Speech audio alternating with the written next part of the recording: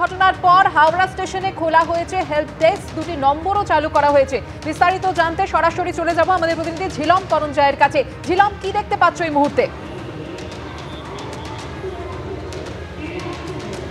একদমই এই মুহূর্তে আমরা হাওড়া স্টেশনে দেখতে পাচ্ছি যে may I help you counter খোলা হয়েছে এবং পাশাপাশি পুলিশ অ্যাসিস্ট্যান্স বুথ দুটোই খোলা হয়েছে।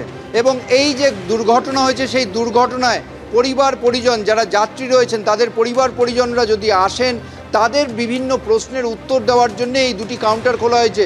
জিআরপির পক্ষ থেকে হাওড়া পুলিশ অ্যাসিস্ট্যান্স বুথ যেটা খোলা হয়েছে, রেলের পক্ষ থেকে আরেকটা হচ্ছে may I help you counter. কথা বলে নেব যারা আধিকারিক রয়েছেন তাদের সঙ্গে। এই কাউন্টারটা কী জন্য? এটা গাড়ি অ্যাক্সিডেন্ট হয়েছে বোমেমেল, সেই কারণেই খোলা হয়েছে। এখন অবধি কি আপনাদের কাছে কি কি খবর আছে? আমাদের কাছে খবর আছে রাজকারসান আর বড়াবাম্বুর মাঝখানে গাড়ি ডিটেলমেন্ট হয়েছে, 18টা বগি ডিটেলমেন্ট হয়েছে। আর ভোরবেলা 3:35 ঘটনাটা ঘটে, গতকালের গাড়ি ছিল এটা। আর আহতর এখনও 6 জন মানে হসপিটালাইজড হয়েছে, আর 18টা বগি ইনজিওর হয়েছে, মানে ডিটেলমেন্ট হয়েছে। আরও একজন রয়েছেন আধিকারিক, তার সঙ্গে আমরা কথা বলবো এবং জেনে নেব তার থেকে বক্তব্য যে এই যে দুর্ঘটনা ঘটেছে কোন কোন ট্রেনে গতিপথ পরিবর্তন বা বাতিল ইত্যাদি কি তথ্য আছে?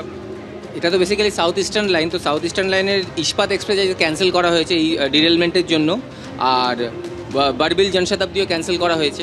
আর কিছু ট্রেন রিশিডিউল হয়েছে, মানে কিছু ট্রেনের টাইম চেঞ্জ হয়েছে, পরিবর্তন হয়েছে। যেরকম চেন্নাই মেল টাইম চেঞ্জ হয়েছে, সকাল 8টায় ছাড়বে কালকেরটা, আর ফলকনামা ছাড়বে 11টা 10-এ, যেটা ছাড়তো 8:30টার সময়। যে ট্রেনে দুর্ঘটনা হয়েছে তাদের প্যাসেঞ্জারদের পক্ষ থেকে কেউ এসেছিল এখনও পরিবার পরিজন কেউ? দেখুন, আমাদের ফোন দুটো নাম্বার খোলা হয়েছে, একটা হচ্ছে বিএসএনএল নাম্বার, একটা রেলের নাম্বার। তো যারা বিএসএনএল নাম্বারে ফোন করছে তারা বেশিরভাগ ওইখান পরিবারের পক্ষ থেকে ফোন করছেন, তাদের আমাকে যতটা পারছি হেল্প করছি, তাদেরকে বলে দিচ্ছি কী কী হয়েছে। আর এক্স্যাক্টলি হয়তো তারা অনেকেই রওনা দিয়ে দিয়েছে ওখানে। আর যারা যারা হসপিটালাইজ হয়েছে তাদের ওখান থেকে রেলের ওখান থেকেই ফোন করে ওদের বাড়িতে খবর দেওয়া হচ্ছে।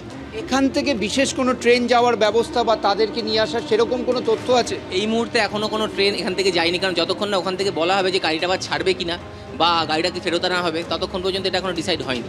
বুঝতেই পারছো, অত্যন্ত তৎপরতার সঙ্গে রেলের যে বিভিন্ন যা হাওড়া থেকে পরিষেবা দেওয়া দরকার তথ্য হিসেবে যারা আহত আছেন বা যাদের পরিবার পরিজনরা রেলে আছে তাদের জন্য এই দুটি কাউন্টার দেখতে পাচ্ছ। একটি হচ্ছে may I help you counter, আরেকটি হচ্ছে পুলিশের পক্ষ থেকে পুলিশ অ্যাসিস্ট্যান্ট বুথ।